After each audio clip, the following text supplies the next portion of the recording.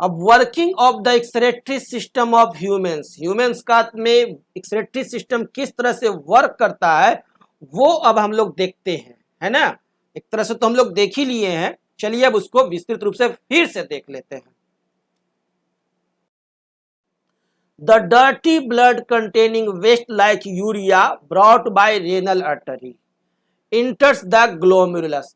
जो भी dirty blood रहता है जिसमें कि वेस्ट कंटेन है वह आपका रेनल आर्टरी के माध्यम से इस ग्लोमेरुलस में प्रवेश करेगा। ये जो ग्लोमेरुलस है इसमें प्रवेश करेगा किसके माध्यम से? रेनल आर्टरी के माध्यम से। The glomerulus filters this blood, और ग्लोमेरुलस क्या करेगा? ब्लड को फिल्टर्स करेगा। ये ग्लोमेरुलस क्या करते हैं? ब्लड को फिल्टर्स करेंगे। ब्लड्स का फिल्टर करने का काम कौन करता है? ग्लोमेरुलस। यानी ग्लोमेरुलस क्या है? एक फिल्टर मशीन है।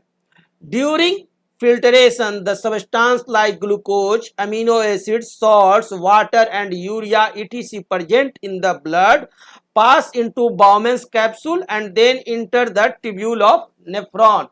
और जितना भी आपको एक्सक्रीटरी मटेरियल्स रहा, जो खराब पदार्थ था, जो कि यूजफुल प्रोडक्ट नहीं है, उसको क्या किया? ये जो ग्लोमेरुलस है वो फिल्टरेट करके पहुंचा दिया किसमें? बाउमेंस कैप्सूल में।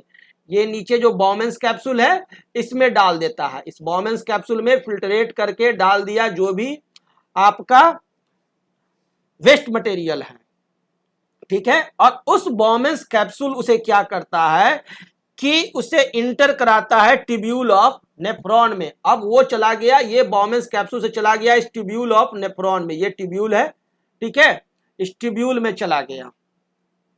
When the filtrate containing useful substances as well as waste substances passes through the tubule, then the useful substances like all glucose, all amino acids, most salts and most water etc are reabsorbed into the blood through the blood capillaries surrounding the tubes।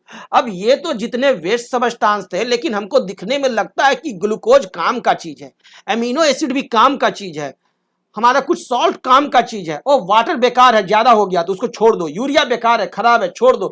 तो ये जो tubule में ये सब जो चला आया Bowman's capsules के द्वारा, फिर ट्यूब्यूल में, तो इस ट्यूब्यूल के आसपास बहुत सारा कैपिलरी ट्यूब रहता है। अब इस कैपिलरी ट्यूब इसे क्या करता है? जो भी यूजफुल सब्सटेंस रहते हैं उसे अपने में एब्जॉर्ब कर लेता है। जो भी आपका रहा ग्लूकोज, अमीनो एसिड्स, है ना, या वाटर भी है तो उसे एब्जॉर्ब कर लेगा, नहीं तो बाकी को छोड़ देगा। जो वेस्ट है, खराब है ब्लड के लिए, उसे छोड़ देगा। Only the waste substances, urea or some unwanted salts and excess water remain behind the tubule। और अब इस ट्यूब्यूल में सिर्फ वेस्ट सब्सटेंस यूरिया, कुछ अनवांटेड साल्ट्स और एक्सेस वाटर इस ट्यूब्यूल में रहते हैं। बाकी the liquid left behind the tubule of nephron is urine. अब इस ट्यूब्यूल में जो भी है उसे ही हम लोग कहते हैं यूरिन। में mixture of unwanted salts, urea and excess water. The nephron carries this urine into the collecting duct of the kidneys from where it is carried to ureter. और अब उस यूरिन को क्या करेगा किडनी? यूरेटर के माध्यम से कैरी करवाएगा। और from the ureter urine passes into the urinary bladder. अब उस यूरेटर जो है, हमारा जो नली है, वो किडनी से निकला और वो यूरेटर के माध्यम से वो चला जाएगा कहां? यूरिनरी ब्लैडर में। क्लियर है? यूरिनरी ब्लैडर में चला जाएगा। Urine is stored in the bladder, और यूरिन स्टोर्ड रहेगा यूरिनरी ब्लैडर में for some time and ultimately passed out of the body through the urethra. और कुछ देर के बाद वो यूरेथ्रा से बाहर निकाल दिए जाते हैं। यूरेथ्रा के थ्रू, यूरेथ्रा के माध्यम से बाहर निकाल दिए जाते हैं। Human urine contains water, some salts and nitrogenous substances, most of which is urea and some uric acid. हल्का फुल्का यूरिक एसिड भी होता है, लेकिन मोस्टली क्या होता है? यूरिया।